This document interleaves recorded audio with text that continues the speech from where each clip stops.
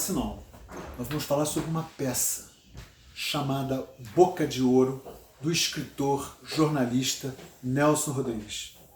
Reza a lenda que Nelson Rodrigues se inspirou, Boca de Ouro, em um motorista que pegava lotação para ir para a casa dos parentes, e sempre quando ele pegava, ele via aquela boca do motorista cheia de ouro.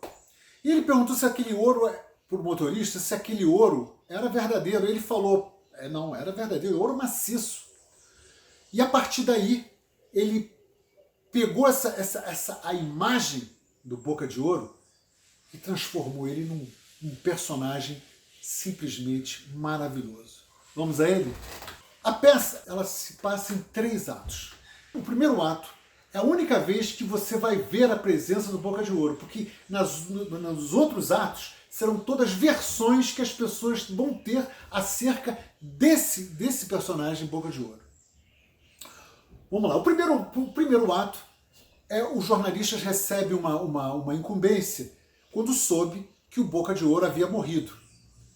Boca de Ouro é um personagem mitológico. E aqui um breve parêntese, o Nelson Rodrigues faz uma crítica à imprensa sensacionalista que ele está vendo que estava nascendo na época que ele começou a fazer jornal, trabalhar em jornais. Estava começando a criar os jornais, criando lendas urbanas, e em cima disso, dessas lendas urbanas criadas, que o Nelson Rodrigues criou essa ficção, né, que é o Boca de Ouro. Vamos lá. O primeiro ato começa com, como eu já falei, os personagens sabendo que os jornalistas, o Caveirinha, sabe que o Boca de Ouro havia morrido. Mas o Boca de Ouro só aparece quando ele está no dentista. E ele pede para que todos os dentes dele fossem arrancados e colocasse uma dentadura de ouro. Essa dentadura de ouro, a princípio, foi rejeitada pelo dentista. Mas o dentista chega para ele, mas o Boca de Ouro chega para ele e fala o seguinte: olha, eu quero isso. Eu pago quanto o senhor quiser, quanto o senhor está querendo, eu pago. E ele paga. A partir daí, esse personagem desaparece. O Caveirinha, aquele que eu falei, vai, quando soube da morte do Boca de Ouro, vai entrevistar uma ex-namorada do Boca de Ouro, que era a Guiomar, que agora era respeitada, a Dona Guigui. A Dona Guigui, quando vai conversar com o Caveirinha, que é o jornalista, dá a primeira versão sobre ele, uma versão extremamente cruel, onde ela conta a história de Celeste e Leleco. Leleco era um cara que estava vivendo situações terríveis, vai pedir um dinheiro para o Boca de Ouro, e o Boca de Ouro fala o seguinte: olha só, eu vou te arrumar esse dinheiro, mas deixa que a sua mulher venha aqui buscar. O Leleco tenta negociar isso, parte para cima dele e ele mata. E a Celeste, a namorada, aparece. E ele, obviamente, vai namorar a Celeste. Essa é a primeira versão.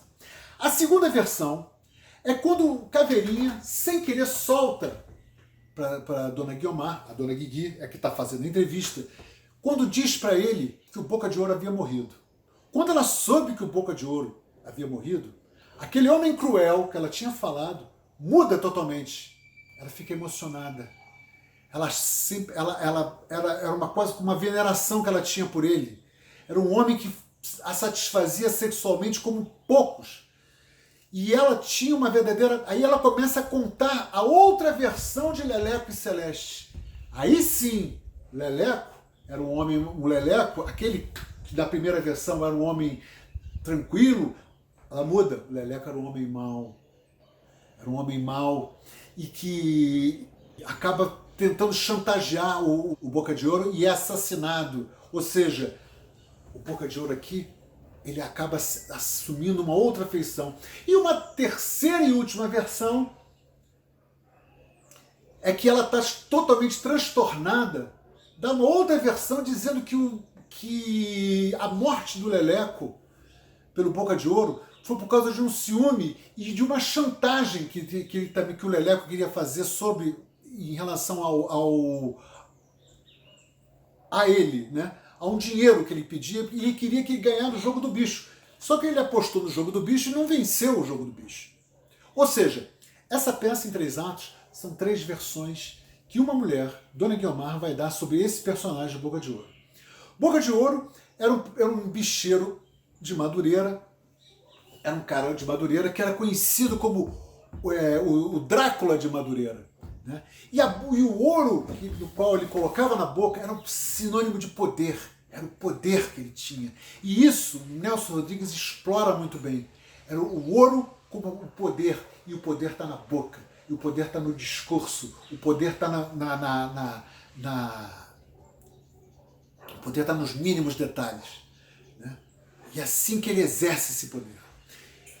Nelson Rodrigues todas as peças do Nelson Rodrigues, vocês vão ver, que tem esse elemento do jornal, do jornalismo em cima. Por exemplo, Beijo no Asfalto, também é um caso desse.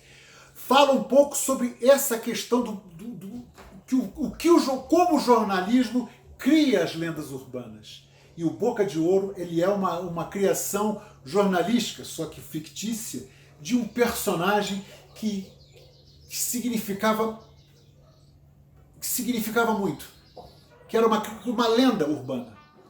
E eu indico Nelson Rodrigues, O Anjo Pornográfico, como diria Rui Castro, como um livro, como uma peça que merece um lugar na estante de peças na sua estante.